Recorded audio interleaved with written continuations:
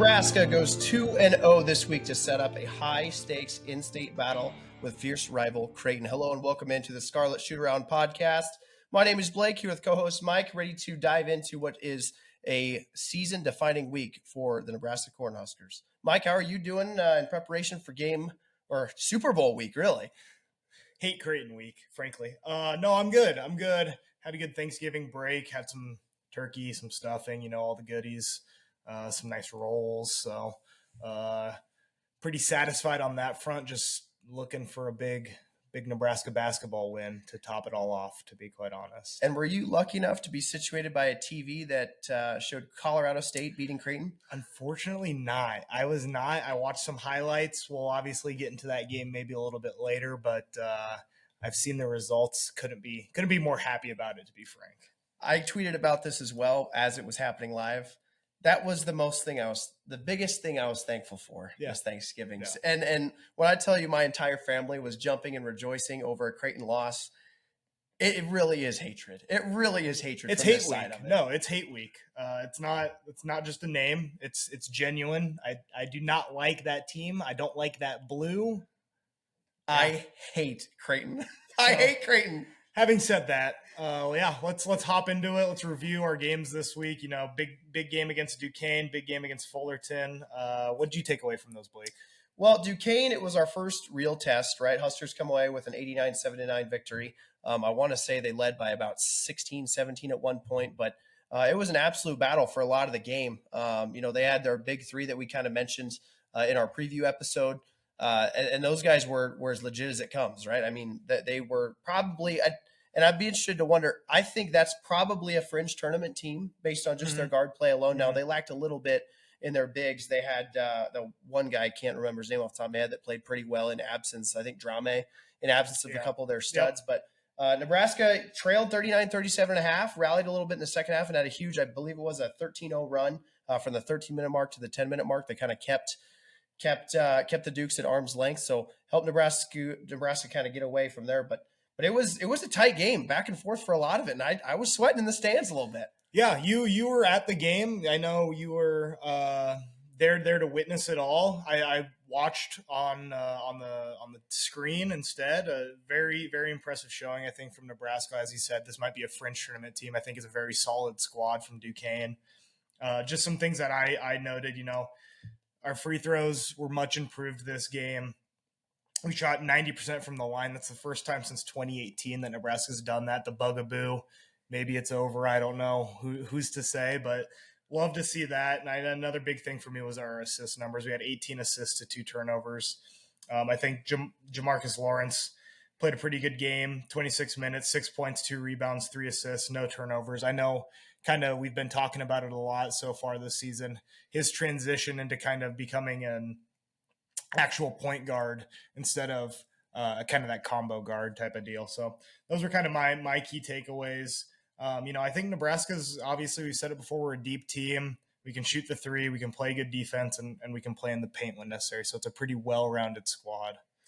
Yeah, team-wise, we shot 49% from the field on 26 of 53 shooting. We shot 38% from three, went 9 from 24 from deep. And as you mentioned, shot 90% from the charity stripe, which it seems like has been a problem with this program forever. So someone in the program, I don't know, player or coach, must have heard your constant complaining about the free throw shooting, because over the past 2 games, it's been very, very good. Yeah, whatever gets it done, I'll be happy to be the one complaining if it fixes that. You noticed, you had mentioned that we shot 38% from three. Another thing that, I wanted to notice about Duquesne's shooting splits, they shot 44% from the field, only 28% from three. They shot 82% from the free throw line. So a couple good free throw shooting teams, but holding them to 8 for 29 from three was kind of a big key for me, I think. And I think a big story of this game was fouls on both ends of it. So Nebraska benefited greatly from early foul trouble from Rozier and Clark. Rozier, I believe, had 4 fouls about 2 minutes into the second half, and one of, if not two, the game was already a week ago, so it's kind of hard to remember. But they had early foul trouble in the first half as well that forced, again, some of their 7th and 8th guys into more minutes. Drame and again, another guy, I can't really pull the name up off the top of my head, but Their two big three guards were in foul trouble pretty much the whole game. Now, Day Grant played outside of foul trouble, but he was the target of a lot of boos in the crowd. He put on a pretty good acting performance, I think a lot of people thought, Mike.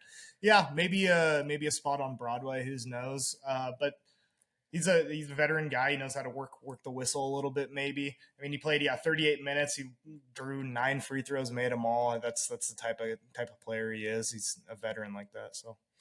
The defense had a little bit of an off night. Again, they had great guard play, but Duquesne's big three combined for 55 of their 79 points, Mike. That's about as good a guard play as we're going to see, maybe going into conference play. Yeah, and I think we had mentioned that coming into this game on the preview, that their guards were a step above what Nebraska had seen so far. We saw that in this game.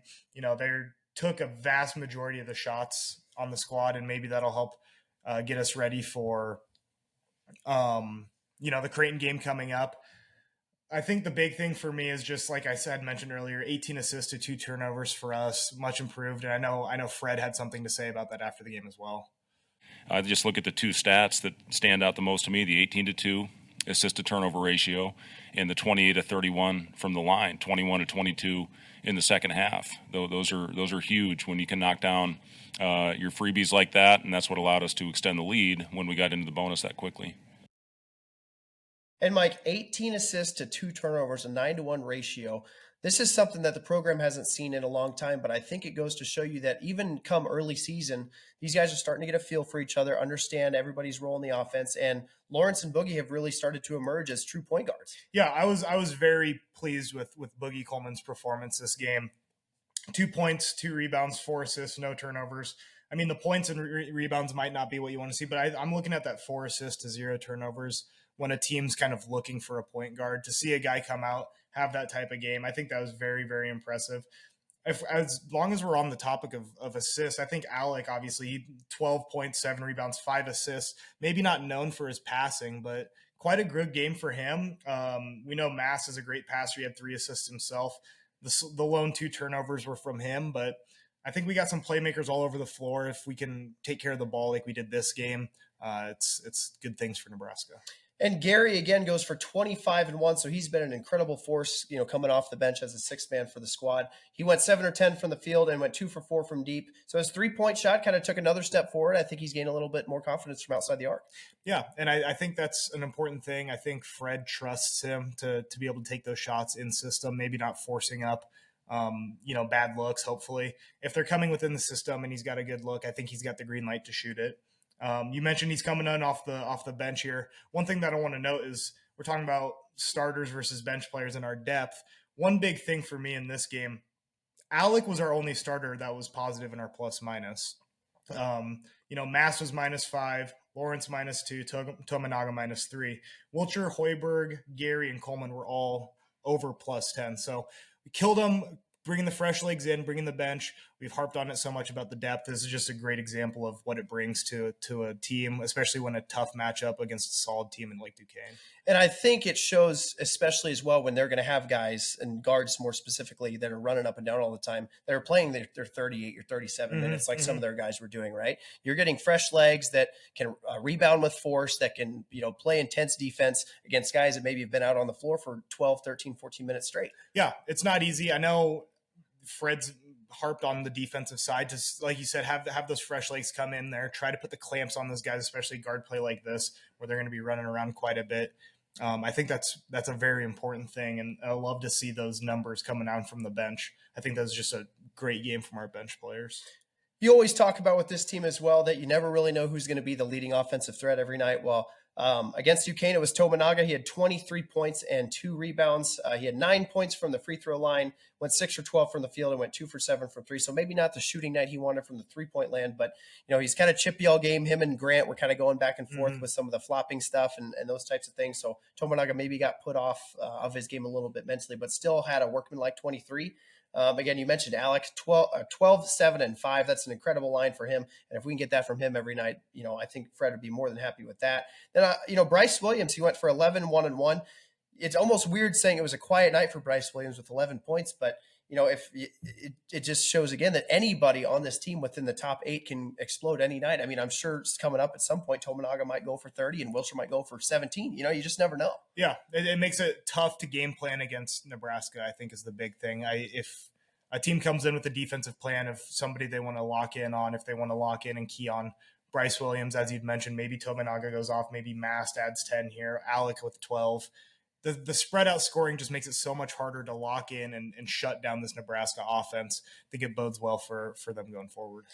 The one thing that maybe was not on the good side of the ledger, Mike, we lost the rebounding battle 37-29. What's going to happen with our rebounding attempts here? Yeah, I don't know. We gave up 14 offensive rebounds. That's not like the Huskers. I think maybe the early season we've played quite a few games here in a little bit of a short stretch, kind of. So maybe the guys are just not quite as fresh as they were. It's tough to bring that energy when your legs aren't feeling the best they have. I know Fred talked about it. I think it was in the Cal State Fullerton post-game presser that some guys maybe have some nagging injuries too. So tough to get up, but whether you're feeling full of energy, low of energy, I think you got to focus on rebounding. You don't want to give up the rebounding advantage. I think that's something that they'll fix going forward though. One other thing that I am absolutely forced to mention because I'm the leader of this noble cause. After Nebraska's 13-0 run from the 13-minute mark to the 10-minute mark there in the second half, we built a 14-point cushion after a Juwan Gary 3 from the wing.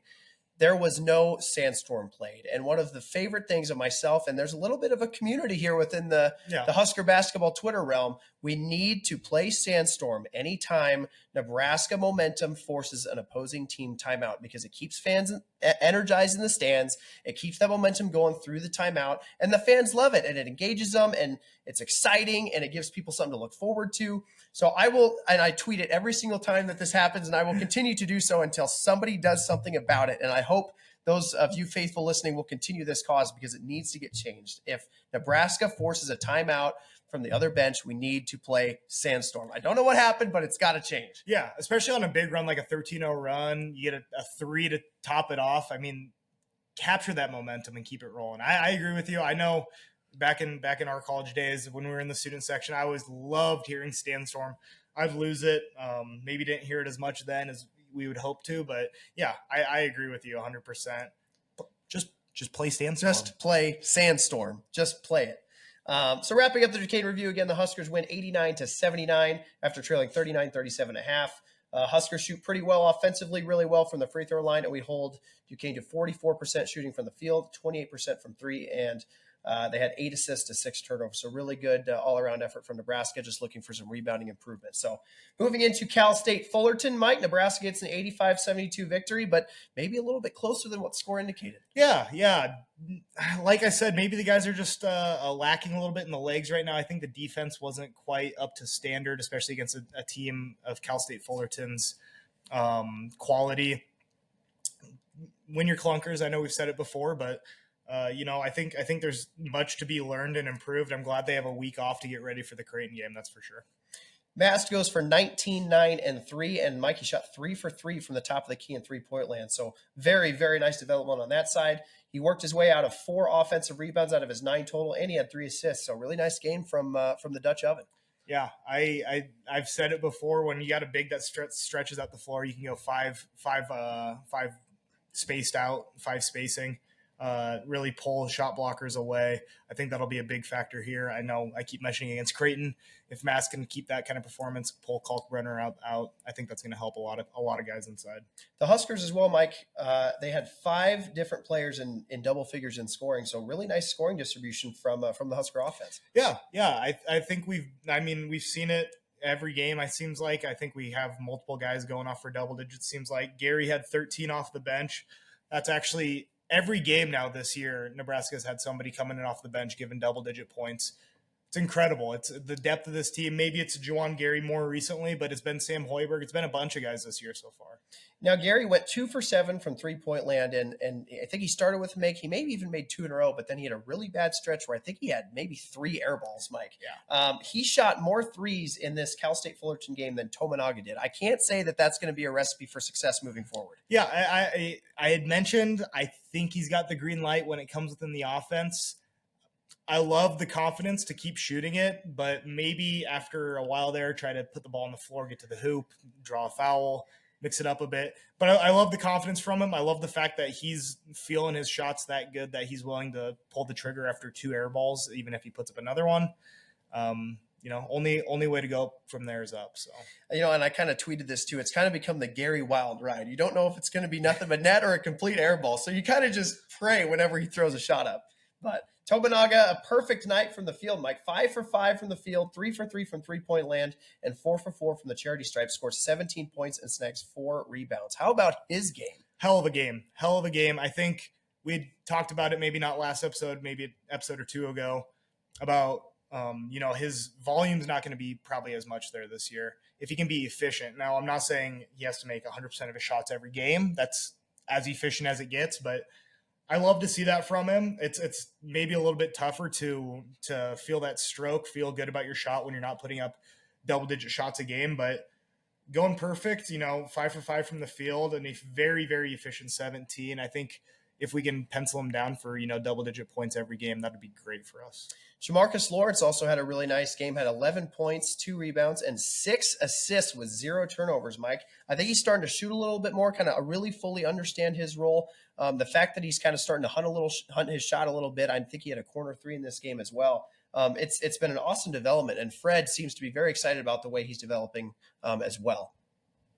Yeah, I was really pleased with Jamarcus's pace tonight, and I didn't think we ran with him well enough in the first half, but we talked about hopefully getting out and getting some transition baskets, and I thought we could expose them a little bit in transition, and we did get some good looks when we got the ball down the floor. I thought we ran better in the second half, even though we had a little bit of a lull there around the 10-minute mark. But yeah, overall, I've been really pleased with Jamarcus. I think his shift from off-the-ball mentality to now having to get us into an offense, I've been really impressed with how he's handled all that.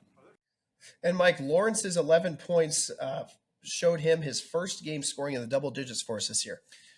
Very impressive. You'd mentioned the 6 assists. He's now in the last 3 games. He's got 12 assists, no turnovers.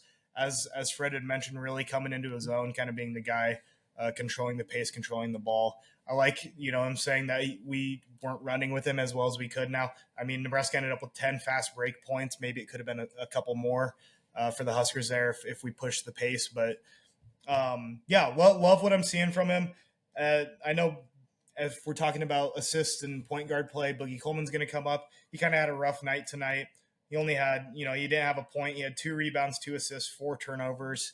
So not the best showing for him. He was +8 on the night, though. So even when he's not, the offense isn't quite there, I think he brings something to the team. He's really clamping down on the defensive end, which is important. And, Coleman's lack of spectacular play led to a little bit more of Sam Hoiberg minutes, which I don't think is a bad thing. I think he's a piece that we're going to need going forward, especially, God forbid, in case of injury. So, all good things, as you mentioned, even though he had 4 turnovers, he still had a +8 plus minus. So, he again, although he may have been lacking on the offensive side, he at least helped make up a little bit on the defensive end. Yep.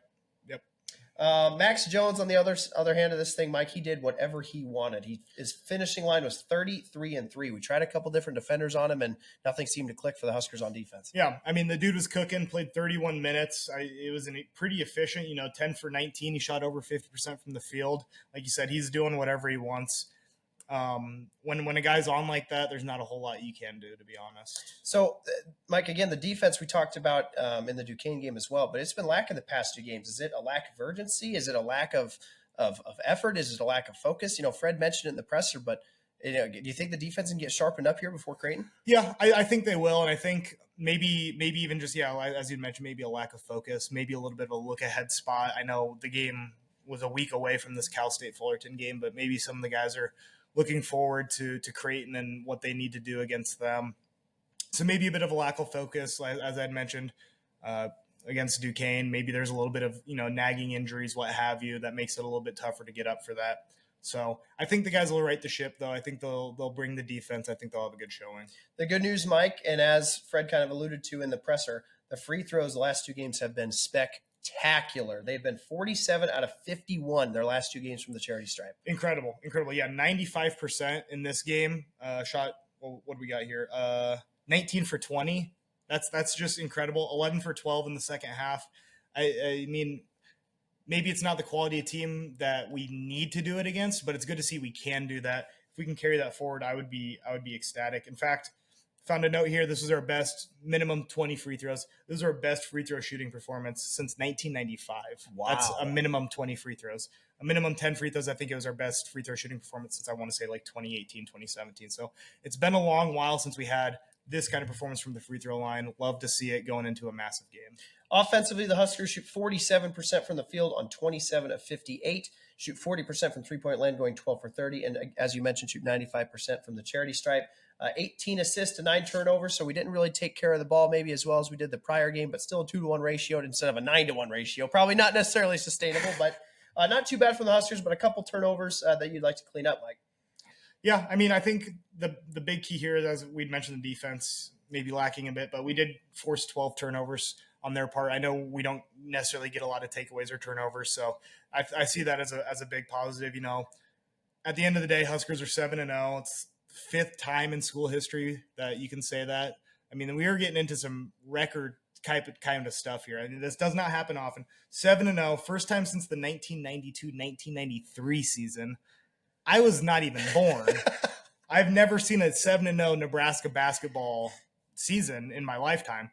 So excited for what this team's doing. Maybe it's not the performance we'd hoped against a Cal State Fullerton team, but a win's a win, and we're on to the next one. Defensively, Mike, they hold them to 42% from the field, 28 out of 67. A little bit alarming. They shot 41% from 3 on 9 of 22. I think Max Jones had probably a lot of those, but regardless, they shoot pretty well from 3, and they did okay from the stripe, shooting 78%. So only had 9 attempts, so went 7 for 9 there. So not too bad on that side. But as you mentioned, 9 assists to 12 turnovers. So, where the defense maybe lacked in shooting defense, Cal State gave them a couple takeaways as well, which we had mentioned in the Cal State preview. They do like to give the ball away. Yeah, they enjoy giving the ball to the other team, which we took full advantage of. So love to see that from Nebraska. Hopefully we can carry that forward. So again, wrapping it up, Nebraska beats Cal State Fullerton 85-72, setting up a first-time 7-0 record over the past 25-plus years. So very exciting movement from the Huskers. And now we head into a very exciting special guest that we'll have on the podcast, yes. Mike. We will see you on the other side. You are listening to the Scarlet Shootaround podcast.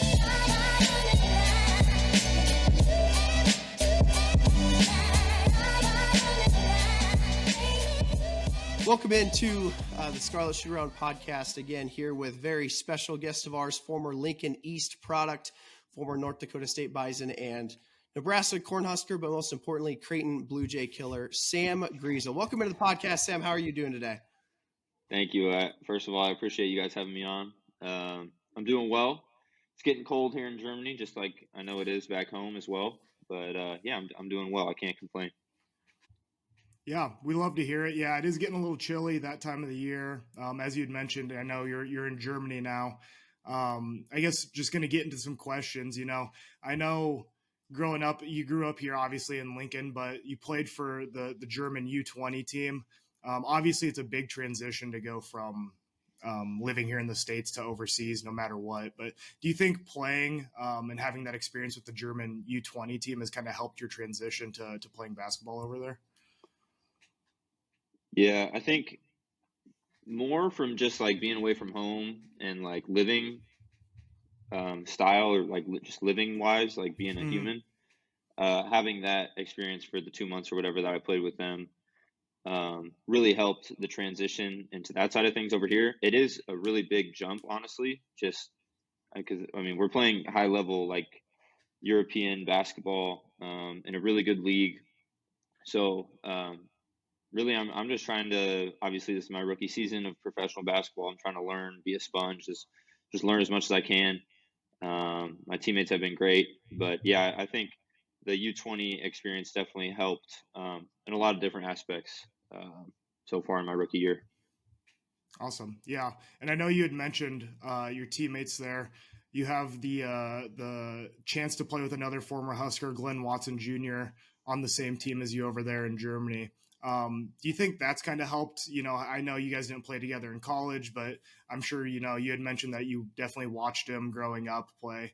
Is it kind of weird? Does it kind of help to have another Husker guy there to kind of help that transition? Yeah, a little bit for sure. Obviously, we have some things in common, and we have some things to talk about, and some mutual friends. Because I'd never talked to Glenn before he came, or we came together here. But yeah, it's been cool just to obviously growing up in high school. I watched him when I would go to games and stuff, and now I get to play with him, which is just it's at first it was like that's Glenn Watson. I shouldn't be on the same floor as him, but now it's obviously I'm used to it, and so it's been cool. Yeah, no, and then I just one more question. As Blake had alluded to in your little intro there, played for Lincoln East and then played for North Dakota State, and then came here for your grad transfer year for Nebraska. So just want to pick your brain about what it meant to be able to play for your hometown team, come back to Nebraska for that grad transfer year, and get a chance to play in PBA for the state where you grew up. Yeah, it was the best year of my life, and each game, I mean, was a dream come true, and um, it was just that. Like, I mean, that's what I dreamt of doing. That was my goal in basketball, was to play Mm-hmm. for Nebraska. So obviously, I got to live that out, and especially later in the season, had some success, and it was just cool to have some buzz around Nebraska basketball. And obviously, the way they've started this year just kind of seems like it's carried over into this year, and it's just been awesome to see. And sometimes it'll be like 10 or 11, and those early games I can still catch, which is nice. And I'll be able to watch this Creighton game, I believe. So I'm excited about that. But yeah, I mean, it was the best year of my life, and now pretty much everything that has happened and will happen with the rest of my basketball career is just kind of like a cherry on top. It's I don't really feel too much pressure.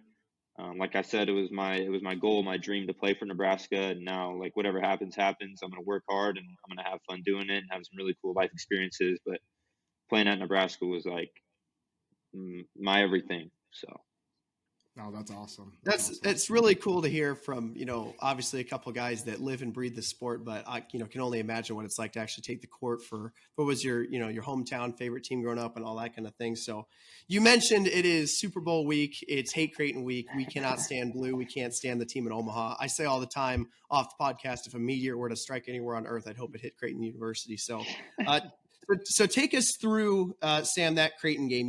Was it chippy? What was the game plan? What was the feeling kind of going into that one, knowing that you guys are pretty big underdogs? yeah, I don't know. I mean, it was one of the best days of my life for sure. It was a special game, a game that I will remember for the rest of my life. But yeah, I remember the game plan going into it was just kind of obviously Creighton is known for their offense and shooting the ball extremely well, playing fast pace. So we really wanted to slow it down. And I think early on, like in that first half, we really kind of imposed our will. Like the game looked like the way we wanted the game to look, and it just felt like that went on throughout the game. And honestly, it felt like we just kind of, because of that, we were kind of in the driver's seat for the majority of the game. And then all of a sudden there's 10 minutes and then there's 5 minutes left. And it felt like we kind of, especially in the second half, we were kind of up by that 8 to 12 range for most of it. And then they would go on like a 5-0 run, but then we would respond. They never really like went on like a big run, and we were always able to kind of bottle them up. And obviously we were able to come out on top. So at what point in the sequence of that game did you ever look up at the clock and think, this is real? We're actually going to win this game? Yeah, with them, I mean, obviously they have a lot of talent, and they're extremely well coached. So it wasn't until like the last minute where I was like, okay, I'm gonna breathe now, and I'm pretty sure we got this one in the bag. So, but that was that was a really special feeling. I remember there was some stoppage. I think it must have been they were like fouling or something with whatever 45 seconds left, and I remember the whistle blew, and I just heard the "Go Big Red" chant. And when you hear that, in Creighton's arena, it's like, wow, we did this. That's pretty cool. proud to say that I was one of those people sitting in like section 19, row 7 or something like that. But that was probably just as cool of a moment for me as probably for you. So, do you realize as a player, I guess you followed the program, so you may understand, but did the players in the locker room and the team understand how much that team or how much that win meant to the program and to the fans? Honestly, I mean, obviously it was a big game, and for someone coming into Nebraska, or like say it was their first year at Nebraska, like they hear things about, Nebraska Creighton and how it's the in-state rival. It's like who Nebraska always wants to beat. But I think for me, obviously, like having the perspective of being a Nebraska basketball fan, and then like having something to say about that now, like in that game, like whether we won or we lost, it was just an extra. I don't know. It was a cool feeling, and I don't necessarily. I think it may have meant more to someone like me because I knew what it meant to be a fan and to be for all the Nebraska fans, like what that like. If we're being honest, that's the one game that everybody wants. If we lost every game in the season and we beat Creighton, it was still like still an okay year, So just knowing that and spreading that a little bit to my teammates last year, I think people realized and how we celebrated. I think the guys were then like, okay, this is a pretty cool feeling.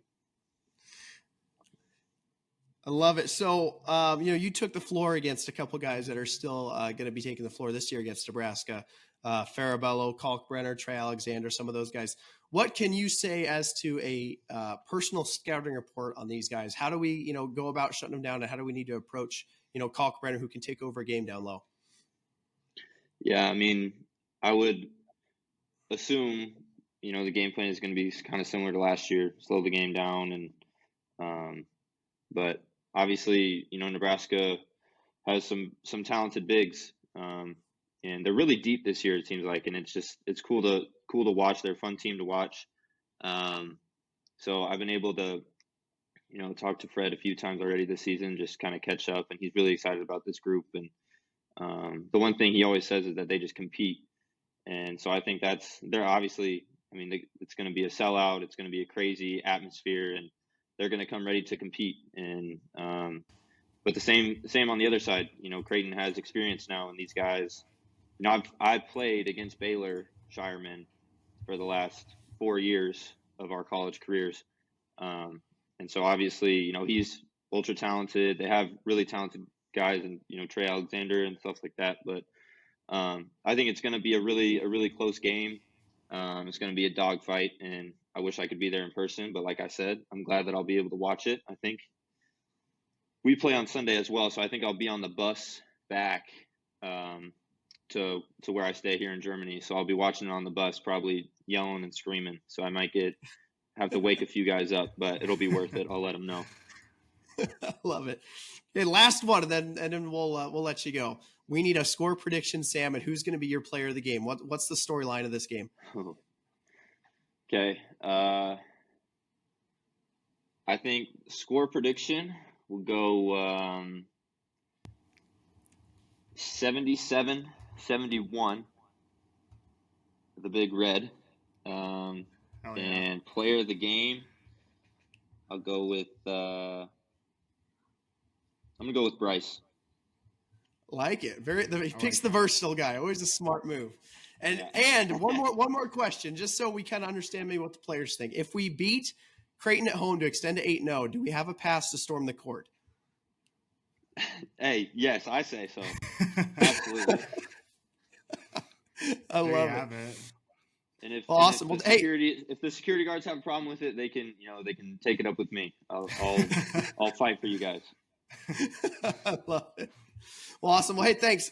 Thanks for joining us, Sam. Really appreciate it. You are actually the first ever honorary guest of our podcast. So really cool that you took some time out of your day to join us. So thank you very much. And we'll make sure that we have a Scarlet Shootaround sweatshirt headed your way to thank you for it. So awesome. Well, thank you guys again for having me on. I appreciate it. And good luck with the rest of the podcast.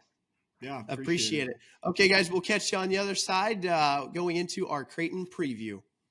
You are listening to the Scarlet Shootaround podcast.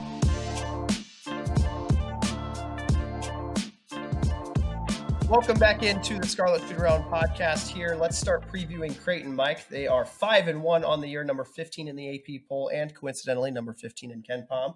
Notable games, they beat Iowa 92-84 at home a week and a half ago.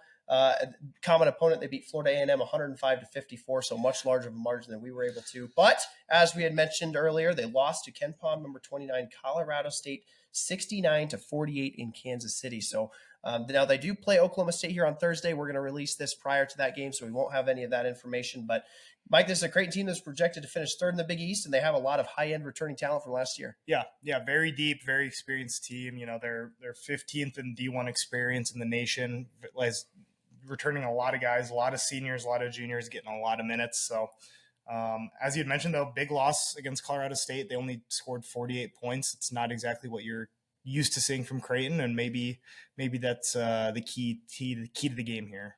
So looking kind of from a bird's eye view, offensive efficiency, Creighton ranks 20th. Defensive efficiency, they rank 25th. And tempo, they rank 272nd. Now, we kind of talked about this off the podcast. You know, Creighton likes to run a little bit on offense and like to take the transition opportunities when they can. But, you know, on defense, they're drawing out a lot of possessions. Now, do you see this as more of Creighton, you know, forcing long possessions, or the opponents taking the long possessions to Creighton to slow them down a little bit? Yeah, and I think it might be a little bit of both. Obviously, they're ranked 25th in defense, so they're a good defensive team. Let's just be frank about it. But if you're an opponent, you don't want run out transition threes. You know they love those shots, so maybe you slow it down a bit. You try to get a good look. You work the shot clock. See what kind of shot you can get. Maybe work it inside to outside. Whatever you got to do, and whatever the game plan may be. I think it's a little bit of both. I think it's Creighton being a good defensive squad and forcing tough shots, not giving up very many early good looks, but other teams maybe hunting for shots deep in the shot clock. Mm-hmm. Creighton ranks first in defensive free throw attempts per field goal attempt, Mike. So this is a team that plays very, very clean defense. They rebound really well. They're number 5 in defensive rebounding, according to Ken Pom as well. So they don't give up many offensive boards. They attack the glass well. And very interesting play style wise, Mike. This team, obviously, they're going to hunt the three. You know, the quote that they always go by is "Let it fly."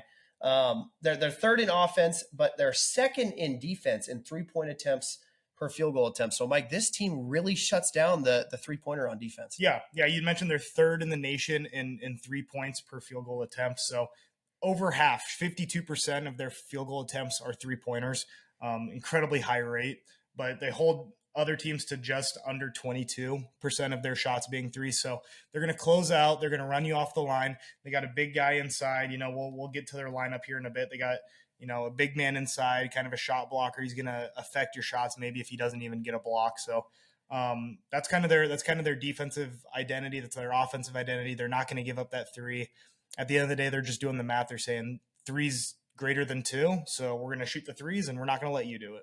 And this offense runs through two main players, Ryan Kalkbrenner, their 2-time Big East defensive player of the year in the Big East, and Baylor Shireman, the Aurora, Nebraska native, 6'7" senior. He's on the preseason watch list for the Wooden Award. He's averaging 18, 7, and 4, shooting 48% from the field, 40% from deep.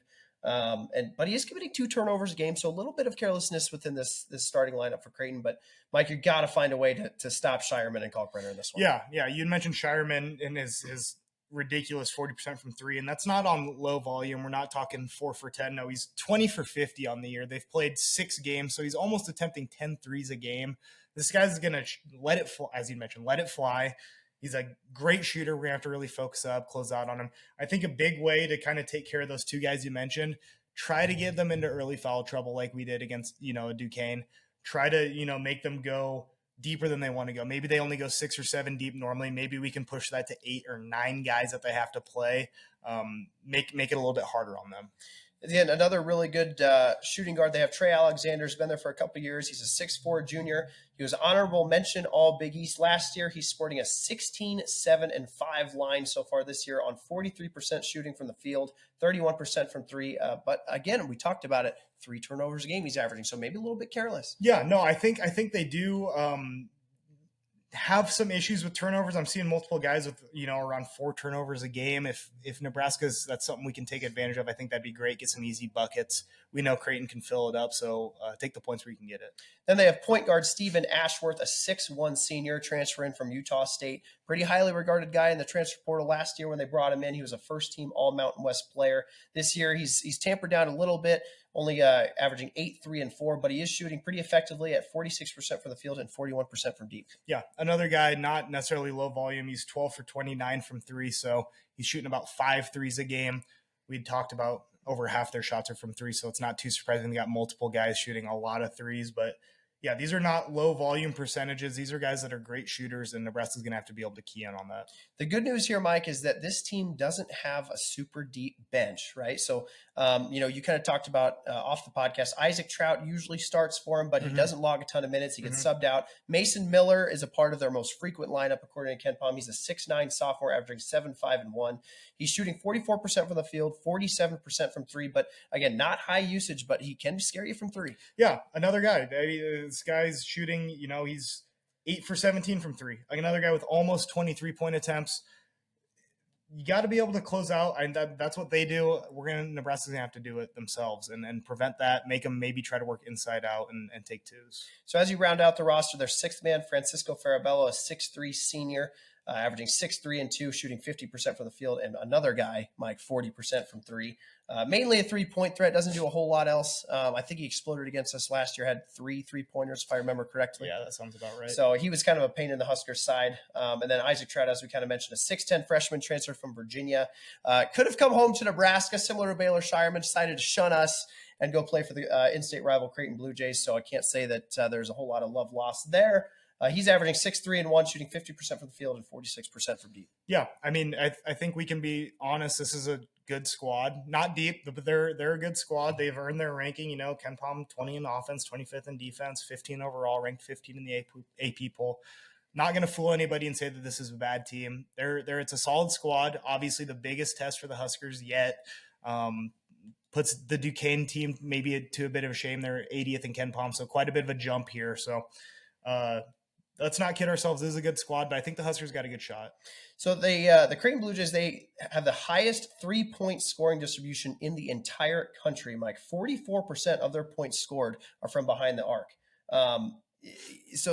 Again, we can't say it enough. They're going to love the 3-point shot, but very interestingly enough, they allow a lot of scoring from 2. So, where do I have it written down here? We're gonna have to cut a little bit of this, but where do I have it written down? 69% or 2 points. There it is. They give up. There it is. Okay, I'll go back a little bit. Yep, so, Mike, this team has the highest 3-point scoring distribution in the country. 44% of their points are coming from behind the arc. So that very interesting, though, note besides that, defensively, they have the highest scoring distribution in the country that they're allowing from 2. Opponents are scoring almost 70% of their points from inside of the arc. Yeah, that just comes back to kind of what we had mentioned about their 3-point defense. They're only allowing just under 22% of opponents' shots to be threes. So when opponents are forced to shoot a lot of 2s, it kind of makes sense that a lot of their points are going to come from there. But 70% is a pretty big amount. I've seen some bright spots in the Huskers kind of mid-range game. I know Bryce Williams has been able to make a couple of mid-range jumpers. I know it's not necessarily where you want to live, but if the Huskers can get some good looks, I don't hate the idea of, get chased off the line, a little dribble drive, a little 15-foot jumper. I think that might be where the Huskers want to live a little bit this game. Now, they don't shoot a ton from 2, as we've mentioned plenty times by now. But when they do shoot from 2, it's very efficient, Mike. They're number 8 in the country in 2-point percentage conversion. Yeah, and you have to assume that's pretty much Kalkbrenner inside. He's getting a lot of looks from near the hoop. 7'1", he's a big guy, easy conversion. So they'll take those when they can get them. It's a true, it's a true 3-result team. They're either going to shoot a 2 inside, shoot a 3-pointer, or turn it over. That's what their offensive possessions are going to look like. Not going to vary from that too much. And that's what you're going to see from them. I think the Huskers, we had mentioned that they had played Colorado State. Colorado State held them to 48 points. It's a terrible offensive outing for any team. Let's be honest, 48 points. You're almost a point a minute, which is terrible in D1 basketball. The big thing is they only shot 21% from three. Is that a result of them having an off shooting night, of Colorado State doing something? I think it had to be a little bit of both, right? I think Colorado State implemented some kind of defensive game plan that at least got Creighton out of their comfort zone. Mm-hmm. As the broadcasters during the game, now they weren't maybe of the highest quality. I think the game was shunned off to like CBS Sports Network or something of the similar. But, the announcers mentioned you never see a Creighton team shoot as bad as they shot in that game. I think at halftime they had like 18 or 19 points. That's unheard of for a Creighton offense. So whatever Colorado State did, we've got to bottle that. I mean, watch that film over and over and over, and Creighton probably burned the tapes. They're not even looking back on that game. So we got to make sure that we take note of what they did. They held Creighton to shooting 28% from the field, and as you mentioned, 21% from three. So, I mean, I don't think it's hard to say that if we can somehow magically hold them to those numbers as well, we're going to win this game. Yeah, no, that's that. I'd mentioned here as well, Colorado State was +9 in rebounding margin. I think maybe doesn't have to be to that extent, but if the Huskers, +5, +6, +7, if they can dominate the glass, I think that's another big thing. We talked about Nebraska's previous games here. It's actually Nebraska scored in 80 points in, I think, maybe all their games except for one this year. Do you think the Nebraska Cornhuskers are going to score 80 points against Creighton? Is that a line that we're going to cross? And if you do, are you feeling pretty confident about the result? I think the last thing you want to do, Mike, there's two things I know for certain. You don't want to get into a land war in Asia, and you don't want to get into a high-scoring affair with Creighton, because more often than not, you're going to lose. So right. I'll put it to you like this. If we have to score 80 points, I probably, in regulation, note, and I'll get on that later, but 80 points in regulation, if that's where we have to get to win this game, I probably don't like our chance. I think if the Huskers are going to win, this is going to have to be a mid-70s to low-70s game. So are you kind of on that, going back to their tempo, are you kind of looking for the Huskers to maybe slow down the pace a bit, kind of draw out shot clocks, limit possessions, try to make this a slower game? I don't know that Nebraska necessarily will try to slow the game down a whole lot, but what I will be very interested to see is how many people are they going to commit to the offensive glass, or are they going to not commit to the offensive glass to help get back on defense, as we know Creighton likes to run. So, what's kind of the balance there? Are we going to try to exploit maybe some of their weaker lineups when Kalkbrenner's out and attack the offensive glass? And when Kalkbrenner's in, go back on defense. It's kind of a cat and mouse game, because, the Huskers have been very good, as, the last two games notwithstanding, about getting on that offensive glass. So how are they going to approach the rebounding battle? This one is something I'm going to be watching. Yeah. And I Creighton loves to run out, that we know that they play, they're going to take those free, easy buckets where they can get it. Personally, I think the Huskers probably are going to try to grab a couple offensive rebounds. Maybe it's only sending 2 guys in to grab it, send 3 guys back. If that doesn't work out so well, obviously Coach Hoiberg will make some adjustments. I'd love to see them try to crash the offensive glass. As I noted, Colorado State was +9. So that's kind of my key to the game, is the rebounding differential there. I think if the Huskers can dominate the glass, get a couple offensive boards, it's another great way to get Kalkbrenner into foul troubles, getting a rebound and go straight up into them. So that's kind of what I want to see from the Huskers. As I agree with you, though, I don't think they need to draw out possessions. Just play some solid, fundamental defense and take your best shot on offense. And Mike, as we saw last year with Derek Walker kind of making Kalkbrenner his son, do we have a guy on this roster, or most likely masked? Do we have a guy on this roster that can give us a similar performance that Derek Walker did last year? See, it's interesting, because I feel they're obviously different styles of players. Derek Walker didn't have much of a 3-point shot to talk about. So Mast being able to shoot the 3, that's going to you're going to, draw Kalkbrenner out of the paint. Maybe that'll help with slashing a little bit. And if Mast can shoot well from 3, I think that's going to also bode well for the Huskers, because that's, we're going to have to draw out their bigs. Now, if Mast isn't shooting well from 3, I think he has a good enough game, well-developed post game.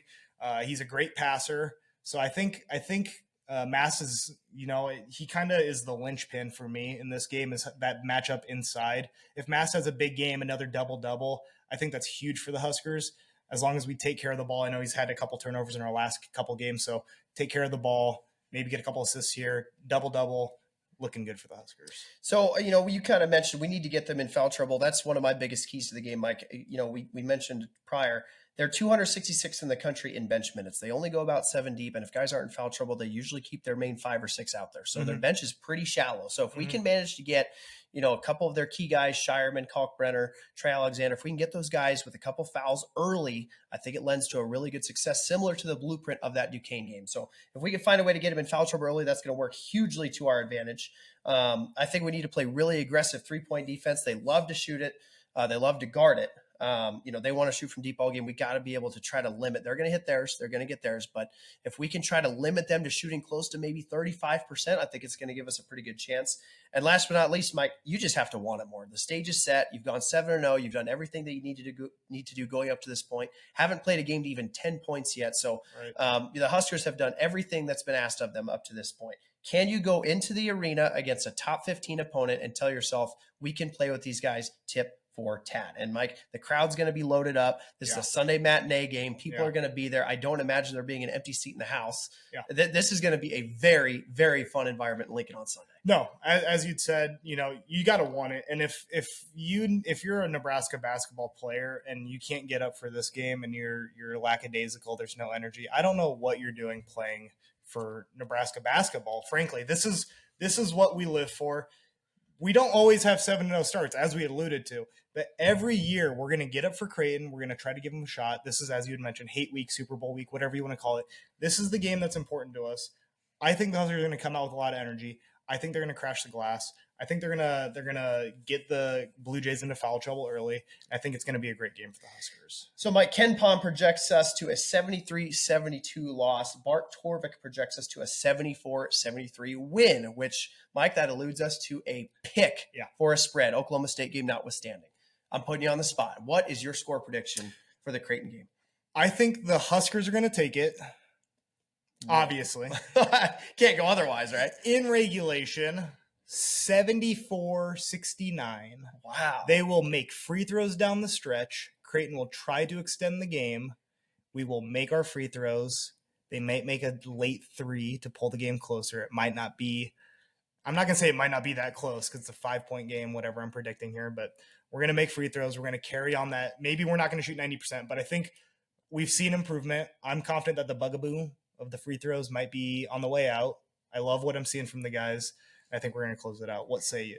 I see a very, very tight game. I imagine one way or the other. I don't know if Creighton makes a shot or Nebraska makes a shot, Mike, but I'm actually going to call this game to go into overtime, but it will result in an 84-83 win for the boys in red, and Nebraska maintains its red statehood. Now, I think we're going to do a really good job of defensive urgency. I can only imagine that in practice, if I was in the building this week, Mike, they are hammering defensive urgency because if you let this team get on a 10-0 run, they might not look back. So I fully anticipate Nebraska plays very tough defense. Hope that we can get some shots to fall. I think this is a game where we're really going to rely on Keisei Tominaga to work some of his magic, make some shots from three that maybe are contested. And I think the Huskers are going to find a way to keep this thing going and get to 8-0 for the first time in probably 50 years. Yeah, I don't have that stat on hand, but it's probably been – that might be before my dad was born. Who knows? So while we're talking about defense, I just wanted to pose a question to you real quick. I know something I noticed earlier in the season is on a lot of jump shots, our closeouts, we were jumping by. We were flying by, jumping, leaving our feet. Against Creighton, I feel like you can't do that. Either they're going to go up and get the three free throws, or they're going to ball fake, take a step to the side, and reset and shoot another three. Do you think we're focusing on closing out aggressively, hand up, but not leaving our feet? Because I think that's a big key. If we're closing out, we're flying by, they're just going to get free open looks. Well, it's very interesting. I'm not going to answer your question directly. I'm going to answer it almost with kind of another question. Are we going to continue doubling down low in the post with Kalkbrenner? Obviously, he's a really efficient scoring threat. I think he's in like the top 30 in NCAA history. I was reading in like offensive efficiency or something of the like. So, I'm assuming he's still going to draw that two-man, the double teams down low. Are we going to be able to reset out of that double team when he passes out and then, to your point, close out without leaving your feet? Because, you can get the first 2/3 of this done, double Kalkbrenner, get the ball passed out, close out well. But if one guy leaves his feet, Mike, we're going to be in trouble. So I think it's a combination of make sure that you do what you can to stop Kalkbrenner, maybe mix up coverages, maybe double him sometimes, maybe don't. But as you mentioned, very, very important that we do not leave our feet on defense because it's only going to spell trouble. Yeah, no, excited for this game. I think that's a great answer. Their offense kind of runs through Kalkbrenner. So excited for this game. Can't wait. Can't be here soon enough. So that is our Creighton breakdown. We will see you on the other side with some tournament metrics and a review of what the Big Ten did this week. You're listening to the Scarlet Shootaround podcast. You are listening to the Scarlet Shootaround podcast.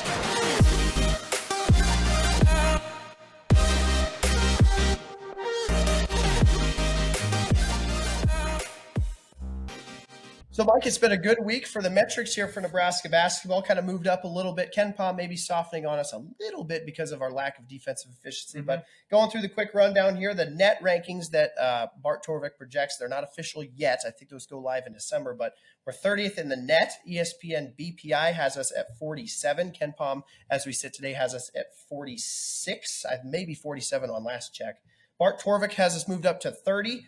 Which is now fourth in the Big Ten behind Ohio State. I think they're maybe one spot ahead of us. RPI, we're 72nd. That's defunct, so I don't really care.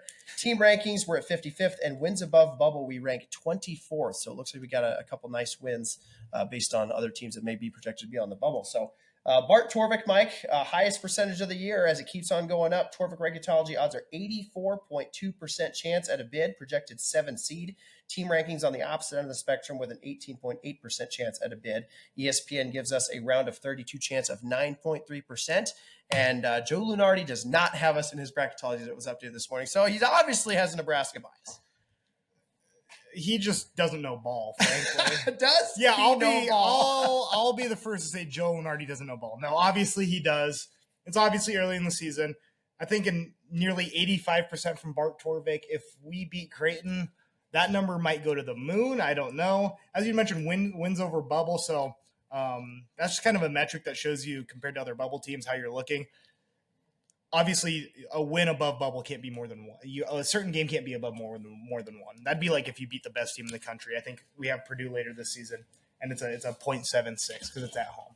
So that's a massive win. Anything above 0.6 is big. This Creighton game's about like a 0.64. So earliest test, biggest test so far this year.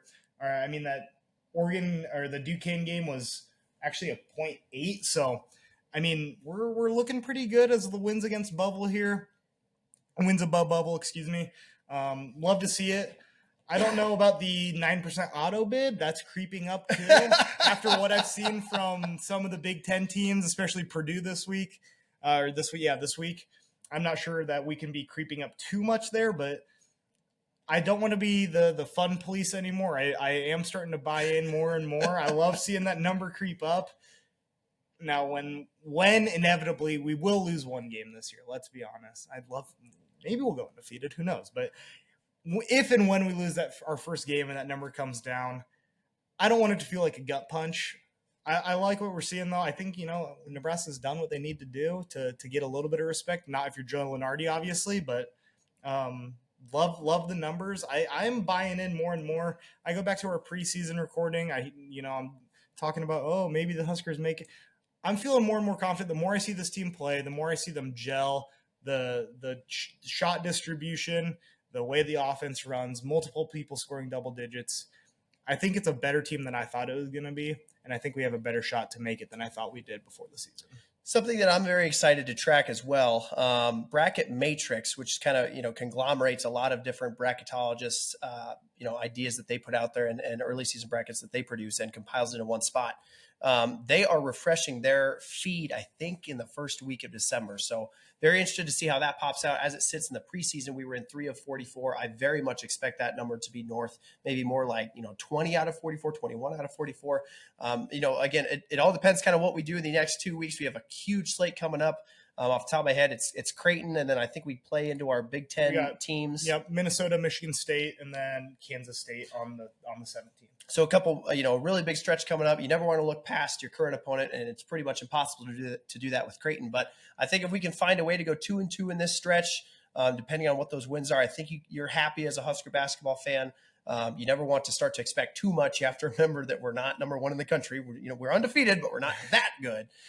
So to win your ones at home, if you can, if we can beat Creighton, that's going to be a huge, huge step, as you mentioned, against other bubble teams. If that's where we end up being slotted, the wins that you get in November, as long as the other team holds up their end of the bargain, Mike, look just as good in November as they do, sometimes even better in March. So you've got to get these in the bank while you can now. Yeah, and I think the Big East is a real strong conference. As you'd mentioned, Creighton's picked to finish third. If we can manage to get a win against them and they handle business in the Big East, maybe finish second, who knows?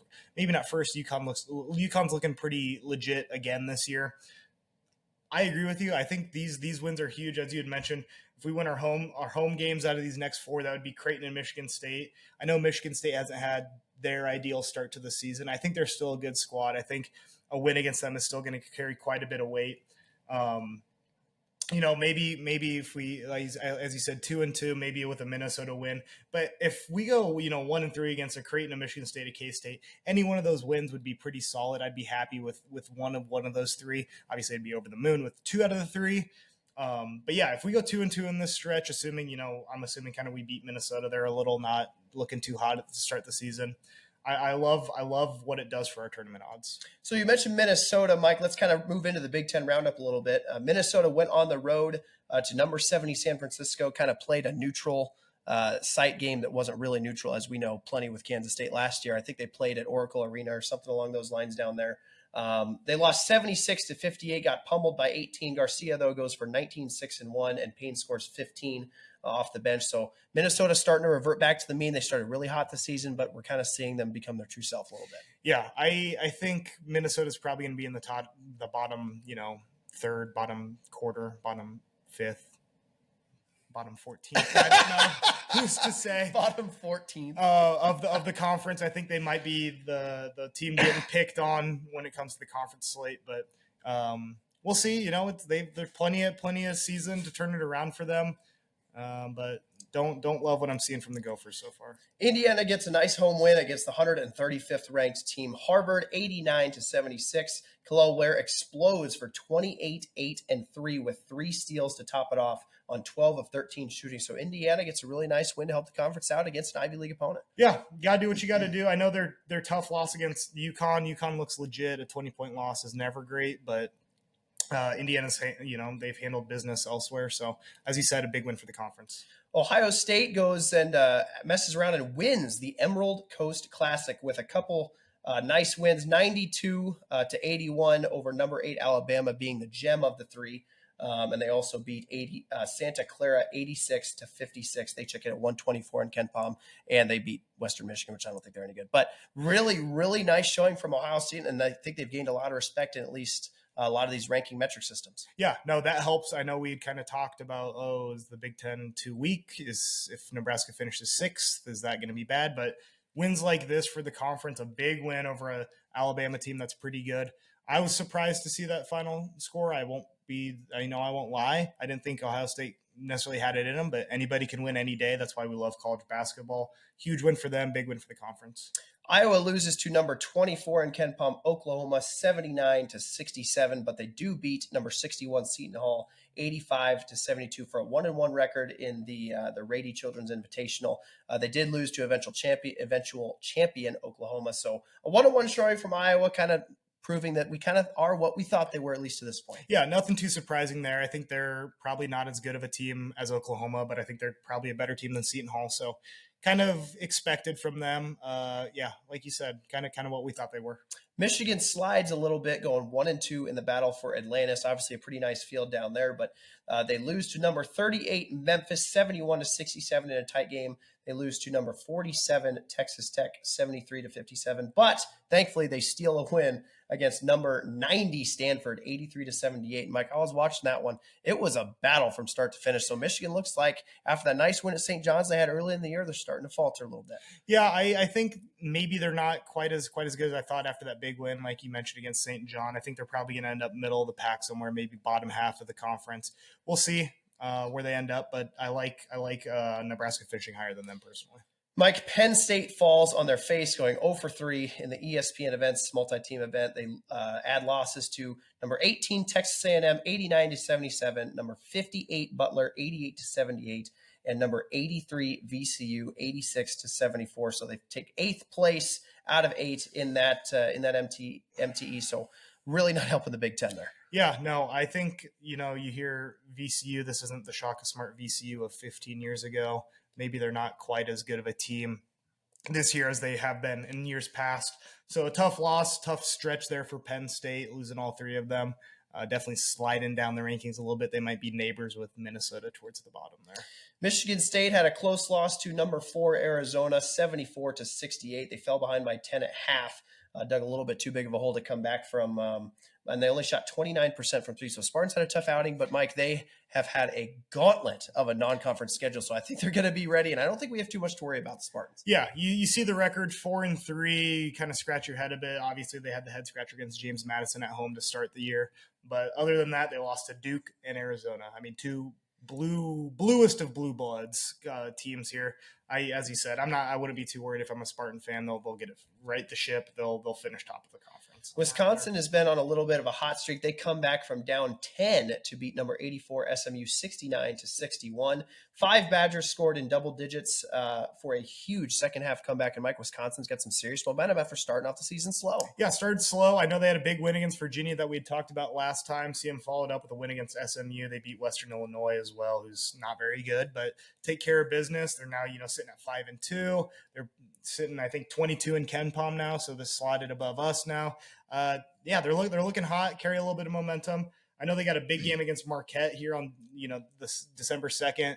Marquette's a really solid squad, and I'm interested to see how they look in that game. And a big rivalry game there. There is no love lost in that battle, so it should be must-watch TV if you can make it to that one.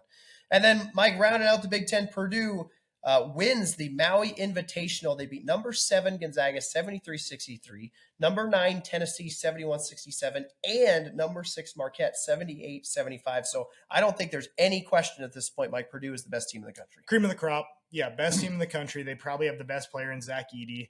They're going to be maybe, I don't know if they're unanimous number 1 yet. Now I don't quite know when the AP results are coming in, but yeah, they look like the best team in the country. They're going to be the team to beat in the Big Ten. I know we get them once this year, and it's at home. So definitely circle that game, see where the Huskers are at that point. That would be a massive win, but they're everything you thought they'd be. Maybe they won't lose to a 16 seed this year. Who knows? And a lot of pundits, considered that Maui Invitational field to be maybe the best in Maui Invitational history. So Purdue winning that, a huge golden nugget for the Big Ten. Yep.